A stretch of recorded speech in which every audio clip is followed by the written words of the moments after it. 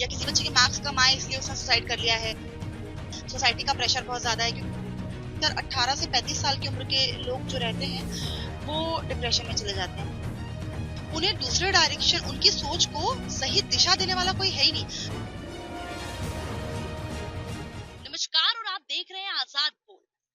आज हमारे साथ मौजूद हैं निधि त्रिवेदी। सबसे पहले निधि, आपका हमारे चैनल आजाद बोल में बहुत बहुत स्वागत है। Thank you so much Ayushi. जो कि आईटी सेक्टर से या फिर यूं कह लीजिए एक मोटिवेटेड या फिर करियर गाइडेंस जो कि स्टूडेंट्स की मदद करती है करियर डिसाइड करने में। जब बच्चों का दिमाग नहीं चलता है कि वो कौन सी फील्ड में जाए, क्या करे क्या ना करे, तब निधि उनकी मदद करती है उनको करियर डिसाइड करवाने में। आइए हम निधि से बात करते हैं कि उन्होंने इसकी शुरुआत कब, कैसे और कहां से की, और उनके मन में ये आइडिया कहां से कैसे आया, और सबसे पहले उन्होंने जब ये काम किया तो उनका अनुभव कैसा रहा। हेलो आयुषी, मैं काफी लंबे समय से आईटी सेक्टर में काम कर रही हूँ। और जब आईटी सेक्टर को मैंने ज्वाइन करा और उसके बाद जब हम लोगों ने कैंपस ड्राइव स्टार्ट करा, तब काफी सारे स्टूडेंट्स से मुलाकात हुई। वहां पर ये देखने में आया कि उन लोगों को ये नहीं पता रहता है कि उन लोगों को अपने करियर में करना क्या है। और उसके साथ ही साथ ऑफिस के अलावा भी जब मैं बाहर स्टूडेंट से मिलती थी तो वो बड़े कंफ्यूज रहते थे क्योंकि उनके पेरेंट्स कुछ और कहते थे, उनका इंटरेस्ट कुछ और होता था। जब मैं कॉलेजेस में कैंपस ड्राइव के लिए जाती थी या फिर guest as a guest speaker जब मैं जाती थी कॉलेजेस में, वहां जब स्टूडेंट से मिलती थी तो उन लोगों को बड़ा कंफ्यूजन रहता था क्योंकि उन लोगों को समझ में नहीं आता था कि कोई कुछ बोल रहा है कि इस फील्ड में जाना चाहिए, कोई कुछ बोल रहा है इस फील्ड में जाना चाहिए। सही गाइडेंस देने वाला उनको कोई नहीं मिलता था। और इसी सारी चीजों के चलते मैंने देखा कि काफी सारे बच्चे जो अधिकतर 18 से 35 साल की उम्र के लोग जो रहते हैं वो डिप्रेशन में चले जाते हैं क्योंकि उनको सही गाइडेंस नहीं मिल पाता करियर को लेकर। तो इसलिए एक तो कंपटीशन बहुत बढ़ गया है। तो उनको ये लगता है कि यार मेरे साथ वाला व्यक्ति आगे बढ़ गया है, मेरे साथ का जो मेरा क्लास फेलो है वो आगे बढ़ गया और मैं पीछे रह गया।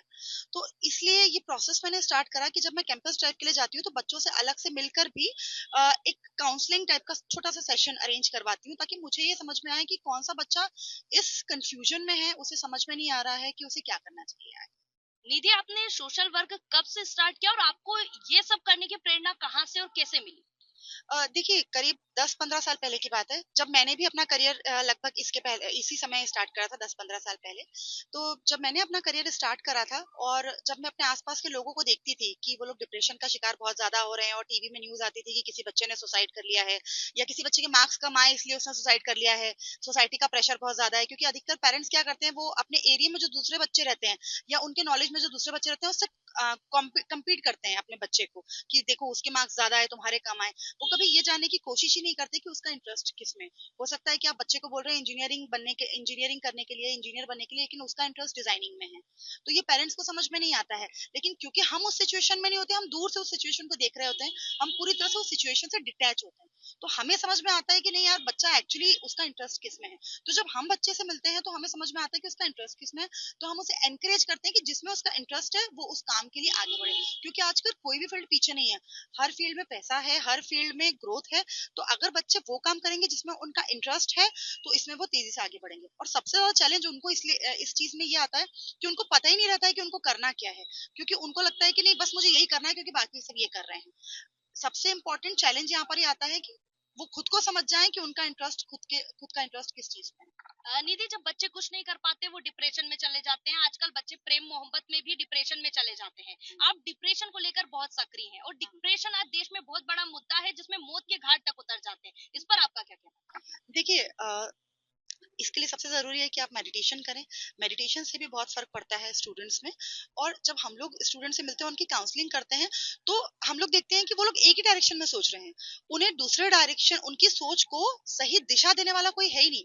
तो जब हम उनकी सोच को सही दिशा देते हैं, तब उनके माइंड में उनका माइंड इस तरह से डेवलप होता है कि वो दूसरे दूसरी दिशाओं में भी सोचने की कोशिश करते हैं कि अगर इस फील्ड में उनको सक्सेस नहीं मिली तो और भी अपॉर्चुनिटीज उनके सामने हैं। बस ये है कि अपॉर्चुनिटीज तक ले जाने वाला और अपॉर्चुनिटीज तक मिलाने वाला उनको अभी तक कोई मिला नहीं है।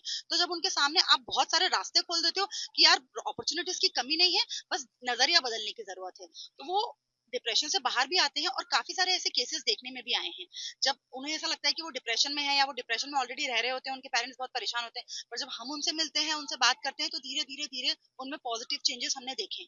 आपका पहला केस ऐसा कौन-सा होगा जिसमें आपने गाइडेंस किया, बच्चे पर असर हुआ और उसकी ज़िंदगी बदली हो? अ, आज से 10 साल पहले इस चीज़ की शुरुआत की गई थी। तो एक स्टूडेंट था जो पहले इंडिया के बाहर रहता था। जब उसे इंडिया में लाया गया तो उसे लगा इंडिया में यहाँ पर उसके लिए कोई अपॉर्च्युनिटीज़ नहीं है यहाँ पर, तो उसके फादर बड़े परेशान थे। तो जब हम लोगों ने ये काम स्टार्ट करा था, काफ़ी पेपर वगैरह में भी आया था, तो हम लोगों ने जब ये काम स्टार्ट करा था तो वो मुझसे आकर मिले। उन्होंने कहा कि एक बार मैं उनके बेटे से मिलूँ, और मेरे साथ कुछ और आईटी प्रोफेशनल्स भी हैं, जो कभी-कभार मेरे साथ जुड़कर इस काम में मेरी मदद करते हैं। तो हम लोग उन उस बच्चे से मिले, और हम लोगों ने उसे मिलके समझाया कि ऐसा नहीं है कि यहाँ पर कोई अपॉर्च्युनिटी नहीं है उसके लिए, यहाँ पर भी बहुत सारी अपॉर्च्युनिटीज उसके लिए अवेलेबल हैं। और हम लोगों ने बाकायदा उसको अपॉर्च्युनिटीज बताई भी, उसको कई सारे ट्रेनिंग सेंटर्स में भी हम लोगों ने भेजा, ताकि वो अपने करियर को सही गाइडेंस और सही ग्रोथ दे सके। निधि, मैं आपसे जानना चाहूँगी, आप एक महिला हैं, आपने अपने काम, जॉब और अपनी फैमिली और आप आईटी सेक्टर में भी ये सब और आप सोशल वर्क भी करते हैं, आपने ये सब कैसे मेंटेन किया? इसके लिए टाइम मैनेजमेंट बहुत ज़रूरी है। सबसे पहले आपके डे का एक रूटीन होना चाहिए। एक फिक्स रूटीन होना चाहिए कि आप सुबह कितने बजे उठ रहे हैं, मेडिटेशन को आप कितना टाइम दे रहे हैं, आप ऑफिस में कितनी देर रह रहे हैं, सैटरडे संडे आप क्या करते हैं। तो आपको एक रूटीन बनाने की ज़रूरत होती है। जब आपका रूटीन सेट हो जाता है, तब ये सारे चैलेंजेस धीरे-धीरे खत्म होने लग जाते हैं। और चैलेंजेस यहाँ पर भी आते हैं कि आप फैमिली लाइफ को और ऑफिस को कैसे बैलेंस करते हैं, सोशल एक्टिविटीज़ को कैसे बैलेंस करते हैं। सिमिलरली चैलेंजेस वहाँ पर भी आते हैं, जब कोई स्टूडेंट्स को हम देखते हैं कि वो बहुत ज़्यादा डिप्रेशन में है और उसको बाहर कैसे निकाला जा सकता है। निधि, आप आईटी सेक्टर से हैं, आईटी सेक्टर में महिलाएं और स्टूडेंट्स लोगों को जाना है, तो आप हमारे दर्शकों को बताएं कि वो कैसे इसमें जा सकते हैं और इसमें क्या-क्या अपॉर्चुनिटी है? देखिए, आजकल डेटा साइंस है, आर्टिफिशियल इंटेलिजेंस है, और इस तरह के बहुत सारे टूल्स अवेलेबल हैं, जिसकी ट्रेनिंग आप प्राप्त करके आप आईटी इंडस्ट्री में कदम रख सकते हैं। और आईटी इंडस्ट्री की फील्ड बहुत ही वास्ट फील्ड है। ये फील्ड छोटी-मोटी नहीं है। आईटी इंडस्ट्री में डिजाइनिंग हो गया, डेवलपमेंट हो गया, और सेल्स हो गया, मार्केटिंग हो गया, डिजिटल मार्केटिंग हो गया। ऐसी बहुत सारी छोटे-छोटे पार्ट्स हैं और एरियाज हैं, जहाँ पर अगर आपका इंटरेस्ट है और आप उसमें कदम रखना चाहते हैं, तो आप किसी भी अच्छे ट्रेनिंग सेंटर को ज्वाइन करके और फिर अपना कदम उसमें रख सकते हैं। तो जैसा कि आपने देखा और निधि जी ने हमें बताया है कि वो आईटी सेक्टर है, आईटी सेक्टर में बहुत सारी ऐसी अपॉर्चुनिटी है जिसमें आप जाकर आईटी सेक्टर में भी अपना करियर बना सकते हैं और वो ऐसे स्टूडेंट को मोटिवेट करती है जिससे उनके करियर में और ज्यादा ग्रोथ होती है। और आजकल सबसे बड़ी दिक्कत तो यहाँ है स्टूडेंट्स लोगों की कि उन्हें ये समझ में नहीं आता है कि हम किस फील्ड में जाएं। उसके लिए निधि मोटिवेट करती है और उनको आगे बढ़ने के अवसर प्रदान करती है। आजाद बोल के लिए मैं आयुषी सिंह।